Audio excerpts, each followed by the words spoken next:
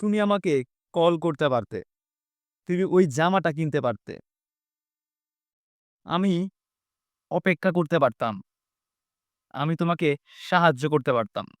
আচ্ছা, এই যে আমি বলতেছি করতে পারতাম, এই বাক্যগুলাকে আমি কিভাবে ইংরেজিতে বলব?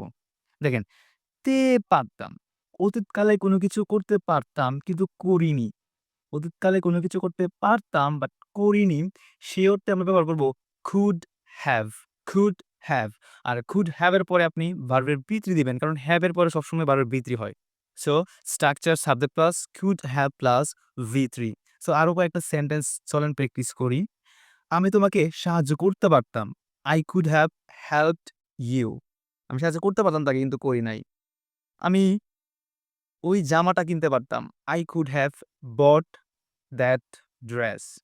আমি তোমার জন্য অপেক্ষা করতে পারতাম। I could have waited for you। আমি তোমাকে গল্পটা বলতে পারতাম। I could have told you the story। তুমি আসার আগে আমাকে কল করতে পারতে।